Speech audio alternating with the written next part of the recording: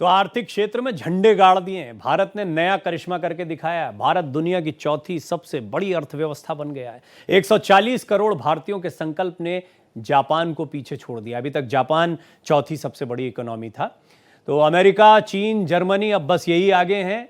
Japan को पछाड़ दिया है। अब भारत से आगे जर्मनी, चीन, अमेरिका हैं। भारतीयों को उम्मीद है कि बहुत जल्दी हम तीसरे स्थान पर होंगे, जो हमारा मकसद है, और 2047 तक विकसित भारत कहलाएंगे।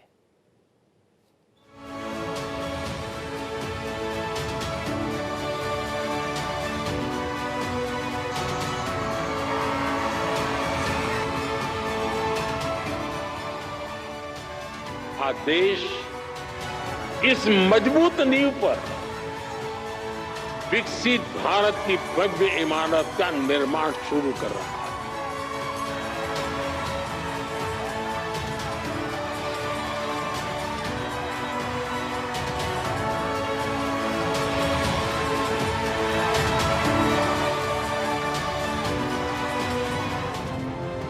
पीएम मोदी के नेतृत्व में भारत ने नया कीर्तिमान गढ़ दिया। भारत दुनिया की चौथी सबसे बड़ी अर्थव्यवस्था बन गया। भारत ने जापान को मीलों पीछे छोड़ दिया। आंकड़ों पर नजर डालें तो अमेरिकी इकोनॉमी अभी पहले नंबर पर है। अमेरिका के बाद चीन का दबदबा है। तीसरे नंबर पर जर्मनी डटा हुआ है। तो भारत ने चौथा स्थान हासिल कर लिया है। जापान को 5वें नंबर पर धकेल दिया है। विकसित भारत के निर्माण का महायज्ञ निरंतर जारी है और उसी का परिणाम है कि कभी 11वें नंबर पे थे हम। मोदी जी के नेतृत्व में घटते घटते हम 5वें पे आए और अब 4थे पे पहुंच गए। जल्दी तीसरे पे होंगे और बाद में होंगे हम नंबर 1। भारत रहेगा नंबर 1।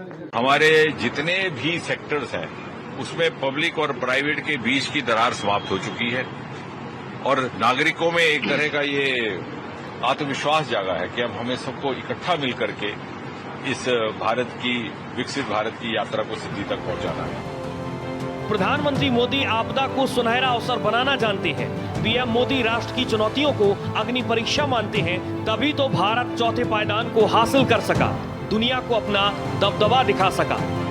जो हमारी कभी 10 साल पहले पहली और यानी चौथी और 5वीं से भी नहीं बल्कि 8वीं 10वीं अर्थव्यवस्था मानी जाती थी, वो आगे अर्थव्यवस्था ठीक होते होते आज हम देश दुनिया भर की चौथी अर्थव्यवस्था के ऊपर आ गए हैं। अभी जापान को हमने पछाड़ा है और मैं समझता हूँ 2027 तक हम दुनिया की तीसरी बड़ी अर्थव्यवस्था में पहुंचेंगे। महागठबंधन के लोग, एनडी के लोग एक मुद्दा है कि प्रधानमंत्री हम होंगे, लेकिन एनडीए के लोग, इसमें नरेंद्र मोदी जी हमारे नेता हैं, उनका मकसद यही है कि हम हिंदुस्तान को, भारत को कैसे विकसित राष्ट्र बनाएं। प्रधानमंत्री मोदी ने 2027 तक भारत को तीसरी सबसे बड़ी अर्थव्यवस्था बनाने का प्रण लिया है। साथ ही 2047 तक भारत को विकसित भारत बनाने का संकल्प है। Bureau report, Bharat express. सचमुच में हर देशवासी आज गौरवान्वित होगा। ये बड़ी कामयाबी है। हालांकि हम ये भी जानते हैं कि भारत बहुत तेज़ी से अर्थव्यवस्था के विकास की तरफ अग्रसर है। यानी दुनिया में कुछ भी होता रहे, ख़ास तौर पर एक ऐसे समय पर यह समाचार और सुकून देता है जब हमारा अभी पाकिस्तान के साथ तनाव हुआ, और ये एक बड़ी चिंता का विषय था, क्योंकि दुश्मन को सबक सिखाना अपनी जगह है। इस तरह के जब भी तनाव की स्थिति बनती है, अर्थव्यवस्था पर इसका विपरीत असर पड़ता है। फिर आपने सुना रेसिप्रोकल टैरिफ, बड़ा दुनिया के तमाम देश परेशान हैं। और ये जो जापान नीचे चला गया, उसकी भी बड़ी वजह है। वहाँ इन्फ्लेशन बहुत तेज़ी से आगे बढ़ रहा है। अब ये सारी चीज़ें मैं बताऊं के बजाय एक्सपर्ट साहब को बताएं तो ज़्यादा बेहतर है। आज मेरे साथ पॉलिटिकल गेस्ट तो होंगे ही, लेकिन साथ ही साथ जाने माने अर्थशास्त्री शरद कोहली जी एक बार फिर मेरे साथ जुड़ रहे हैं। कई मौक़ों पर हमारी मदद करते रहे हैं। शरद जी, बहुत बहुत स्वागत है आपका। धीरेन तायल जी वरिष्ठ प्रवक्ता हैं भारतीय जनता पार्टी के, और धीरेन जी इकोनॉमिक्स के भी बड़े अच्छे जानकार हैं। तो धीरेन जी, आपका भी बहुत बहुत स्वागत है। पहले शरद जी को सुनते हैं। शरद जी, मुझे बताएं कि हमने कई बार बात की है, हम जानते हैं कि भारत बहुत तेज़ी से आगे बढ़ रहा है। तमाम तनाव के समय पर भी आपने इस बात को रखा था कि दुनिया कुछ भी करती रहे, कोई टैरिफ लगाए, कोई ये आपस की खींचतान करते रहे, भारत की रफ्तार बनी रहेगी। अब ये बताएं कि चौथे पर हम आ गए, इसमें क्या क्या आपको ऐसा लगता है कि हमने ये कर दिया इसलिए चौथे पर आ गए, या ये जापान पीछे चला गया इसलिए हम अपने आप चौथे पर आ गए? देखिए कुछ नमस्कार। पहले तो डॉक्टर प्रवीण, मेरे सह पैनलिस्ट को नमस्कार, और भारत एक्सप्रेस के सभी व्यूअर्स को। हमारी तरक्की को कोई छीन नहीं सकता। जापान अपनी जगह रुका हुआ है, उसके यहाँ बुढ़ापा आ गया है, जापान बूढ़ा हो गया है देश, वहां पर काम करने का वर्कफोर्स नहीं है, लोग वहां पर नहीं है जो आगे ले जाएं, वो एक अलग बात है। हालांकि जापान, ये सच है कि 10 साल से जहां था वहीं खड़ा हुआ है, उसकी जीडीपी बढ़ी नहीं है। पर हमने और भी तो देशों को पीछे छोड़ा है। हमने यूके को पीछे छोड़ा, फ्रांस को पीछे छोड़ा, और देशों को हमने पीछे छोड़ा है। तो भारत से क्रेडिट नहीं लिया जा सकता कि क्योंकि जापान अपने यहाँ खड़ा हुआ है तो हम उनसे आगे निकल के रेस में, ऐसा होता है कई बार कि खड़ा हो जाए तो दूसरा अपने आप आगे निकल जाता है, पर हम लगातार दौड़ रहे हैं। और देखिए, मैं आपको बड़ी इंटरेस्टिंग बात बताता हूँ। 1947 से लेके और 2014 तक हम मात्र $2 ट्रिलियन या उससे थोड़े 19-20 कम ही थे। यानी कि 53 और 14, 67 साल में हम 2 ट्रिलियन तक पहुंचे, और 2014 से 2025 तक हम उससे डबल से ज्यादा हो गए। 4.187 या 4.188 हम पहुंच चुके हैं, क्योंकि बड़ा डायनेमिक आंकड़ा होता है, बदलता रहता है। वहां हम पहुंच चुके हैं। और अगर मैं कारण बताऊं और लिस्ट बनवाऊं तो शायद बाकी का समय ना तो दूसरे पैनलिस्ट को मिलेगा और आपका शो भी कम पड़ जाएगा। मैं शुरू करूंगा जीएसटी से, इंसॉल्वेंसी से, stand up India, startup India, skill India, make in India, बुनियादी ढांचे पे खर्च। मैं बहुत लंबी फेहरिस्त है जो भारत सरकार ने इस दौरान में इनिशिएटिव्स लिए हैं पिछले 11 साल में, जो धरातल पर आए हैं। कोई कोई पूरे कामयाब रहे, कोई कोई आंशिक रूप से कामयाब रहे। इतनी बड़ी जनसंख्या में आप हमेशा बुल्स आई बोलते हैं अंग्रेजी में, हमेशा बुल्स आई को हिट नहीं कर सकते हैं। जैसे डिमोनेटाइजेशन था, उसने इकोनॉमी को औपचारिक बनाने में मदद करी, नो डाउट, पर पूरे पैसे वापस आ गए, दुनिया भर के आरोप लगते हैं, उनको हम छोड़ देते हैं। तो कुल मिला के जितने भी निर्णय लिए गए, और मैं सबसे बढ़िया आपको बात बताता हूँ डॉक्टर प्रवीण, जो कि जो लोग कटाक्ष करते हैं इस पे कि भाई हमारी तो पर कैपिटा इनकम अभी इतनी है, हमारे देश में असमानता है। ठीक है, वो है, पर मैं आपको एक ऐसा पैमाना बताता हूं जिसको कोई चैलेंज नहीं कर सकता। ये बाकी तो जो आर्थिक पैमाने उस पर आगे बात करेंगे। आप 2014 में जहां खड़े थे, अपनी निजी अर्थव्यवस्था की बात करिए। एक पुराना गाना है डॉक्टर प्रवीण कि सिकंदर ने पोरस से की थी लड़ाई तो मैं क्या करूं। अब लोग कहते हैं भाई बन गई अर्थव्यवस्था, बन गई। मेरी अर्थव्यवस्था का क्या हुआ? जो मेरे घर की अर्थव्यवस्था है, मेरी निजी अर्थव्यवस्था है। तो उसका बड़ा सीधा मैं जवाब देता हूं।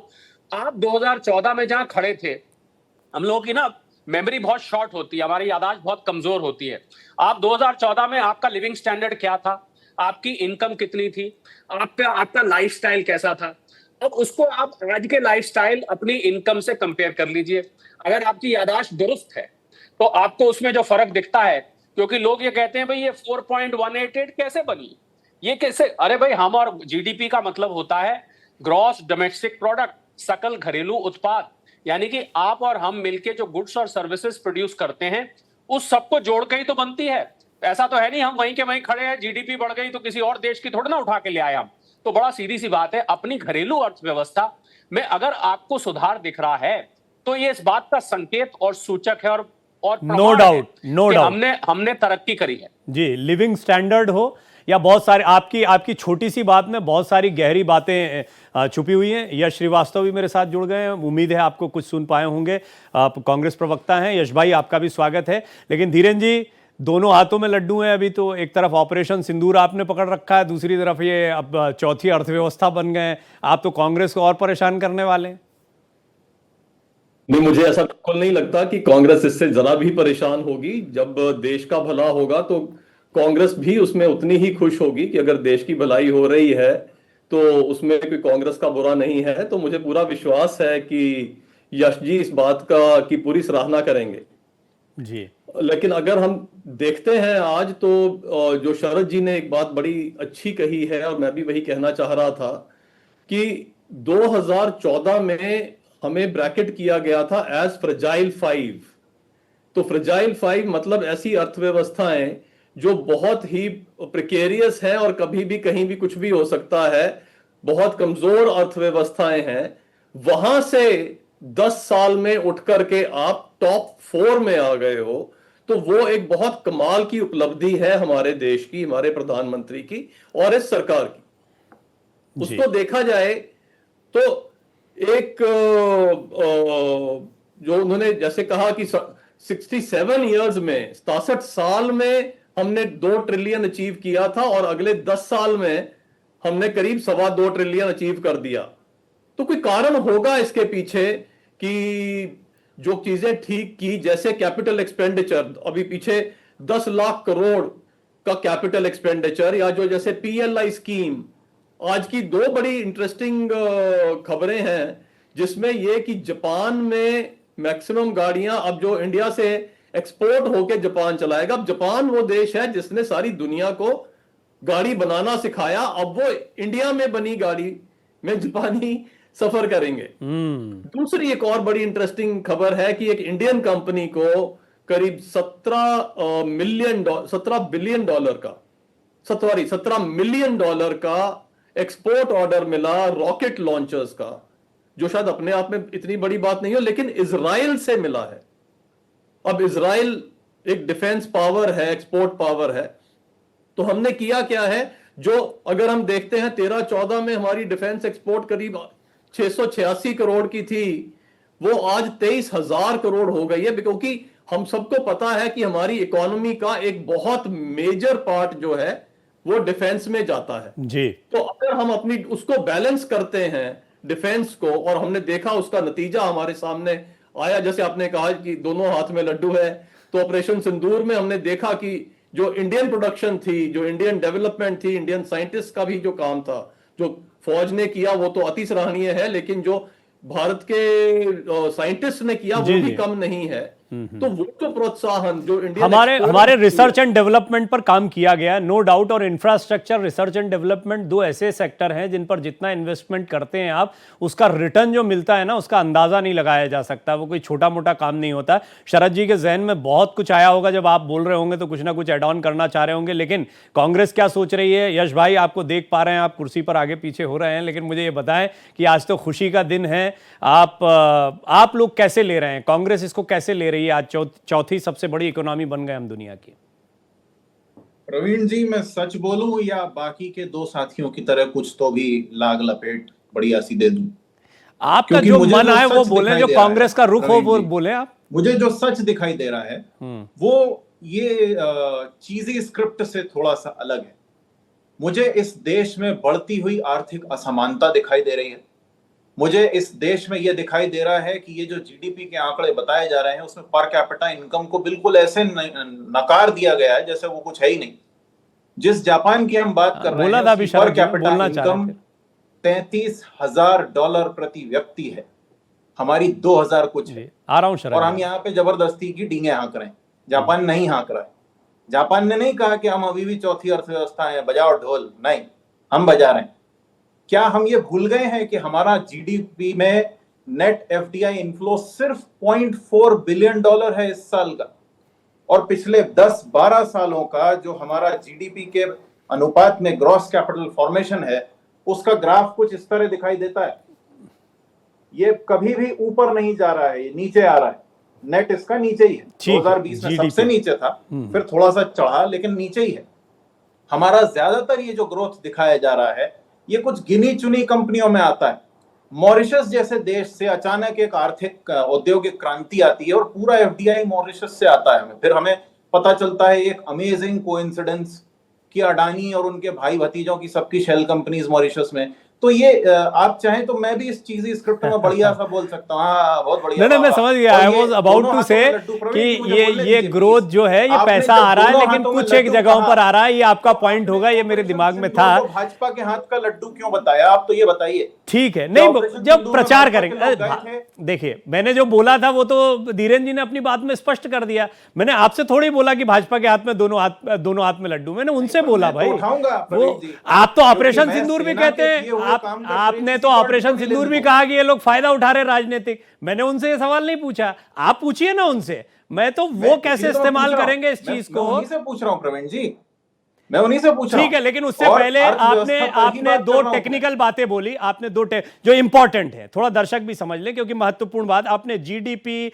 Per capita income. हम जो लोग होते हैं ना, हम सब जो मध्यम वर्गीय या आम लोग होते हैं, उनको इस सब से मतलब नहीं होता। लेकिन शरद जी थोड़ा आसान भाषा में समझा देते हैं, और आपकी बात पर बोलना भी चाह रहे थे कुछ। शरद जी, हमारे जो माननीय कांग्रेस के प्रवक्ता हैं डॉक्टर प्रवीण, उनकी अपनी जगह बात ठीक है कि पर कैपिटा इनकम हमारी लो है। देखिए, पर कैपिटा इनकम कैसे कैलकुलेट करी जाती है? प्रति व्यक्ति आय, टोटल जीडीपी से आबादी को डिवाइड कर दिया जाता है।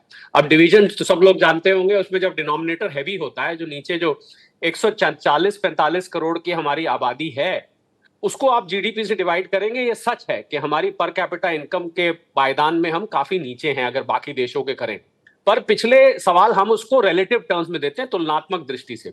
देखिए, कांग्रेस का काम है सवाल पूछना और आलोचना करना। हालांकि आलोचना करने में कई दफे वो कुछ पायदान कूद जाते हैं, आलोचना करना बिल्कुल उनका पूर्ण अधिकार है। मैं तो एक अर्थशास्त्री हूं, मैं राजनीति से नहीं आता, उनका बिल्कुल बात करना ये बनता है। और पर कैपिटा मैं इसको डॉक्टर प्रवीण ऐसे भी मानता हूं कि वर्क इन प्रोग्रेस है। और मैं तो देखिए, कांग्रेस बीजेपी का सवाल नहीं है, मैं तो सीधा ये बोलता हूं कि अगर आप 67 साल में $2 ट्रिलियन तक पहुंचे, तो अब अगर कांग्रेस की बात लेके तो ज्यादातर उस समय में कांग्रेस का राज था, ज्यादातर उस 67 साल में बीच में एनडीए सरकार भी थी, पर ज्यादातर उसमें कांग्रेस का राज था।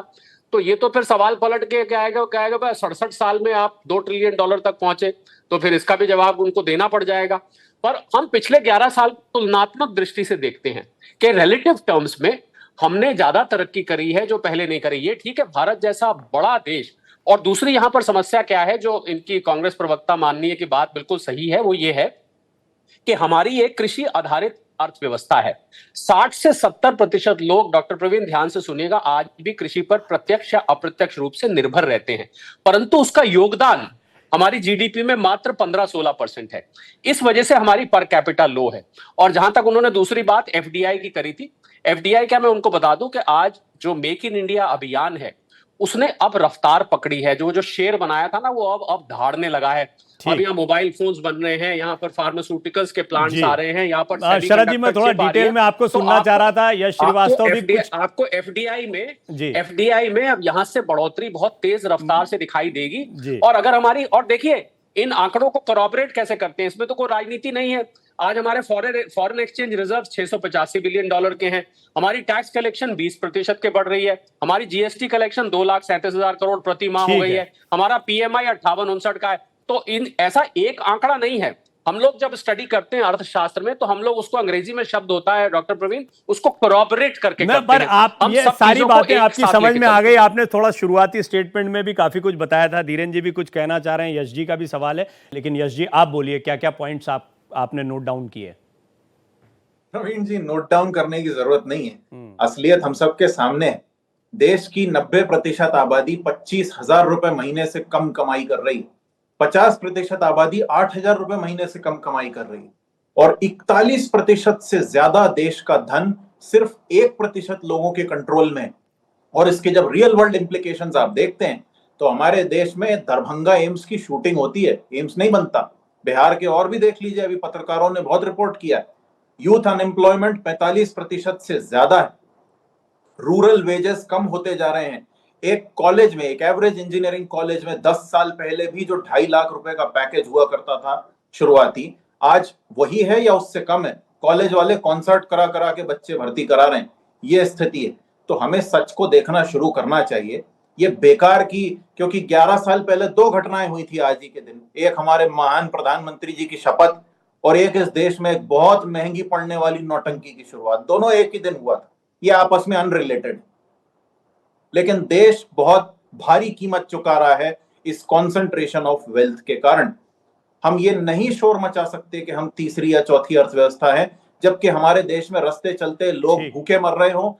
चिल्ड्रन माल न्यूट्रिशन में हम सबसे आगे खड़े हैं। सम्मान के हम साथ नहीं फालतू बात की को मंच पर तानाशाही रखा गया। धीरेन तायल जी ने आपकी बात को सुना है। धीरेन जी, एक बात जो सबके जहन में आएगी, जो अब यश जी सुनिए ना, रुकिए ना एक मिनट, समय सीमित रहे। धीरेन जी भी बोल रहे, बहुत शांति से वो एक ही सवाल ले पाया, उनसे बात ही नहीं कर पाया। इतने अच्छे पैनलिस्ट आज मेरे साथ बैठे, मैं चाह रहा था थोड़ा बात करूं उनसे। धीरेन जी, एक बात बार बार पूछी जाएगी, और कांग्रेस का मुद्दा भी हमको समझ में आ गया है कि धन तो आ रहा है, लेकिन कुछ लोगों के पास आ रहा है। इन डिस्ट्रीब्यूशन, ये तो हमेशा की एक पुरानी कहानी, वो क्या कांग्रेस का काल, क्या आज का काल। लेकिन आज अगर जब सब कुछ अच्छा हो रहा है, तो सर इस इन डिस्ट्रीब्यूशन पे भी कुछ किया जाता। देखिए, ऐसे है, उन्होंने बड़े अच्छे सवाल रेज किए, लेकिन वो अपने चक्कर में खुद ही फंस गए हैं। एक तो उन्होंने पर कैपिटा इनकम, बिकॉज और कुछ कहने को नहीं है, तो पर कैपिटा इनकम, और वो पर कैपिटा इनकम का ढंढोरा ऐसे पीट रहे हैं जैसे उनके जमाने में जब वो बालकनी में गोभी उगती थी तो कई करोड़ रुपए की, वो टेक्नोलॉजी खैर हमारे पास नहीं है, कि जैसे उस समय $10,000 या $20,000 की पर कैपिटा इनकम थी, जो 13-14 है, 13-14 में $1438 पर कैपिटा थी, जो अब $2880 है। डबल है तब से पर कैपिटा इनकम। तो ये नोट करना चाहिए कांग्रेस को। दूसरी बात वो कह रहे हैं जी लोअर एंड 25 करोड़ लोग जो हैं वो गरीबी से बाहर आए हैं। ये तो वर्ल्ड डेटा आ गया है सबके सामने।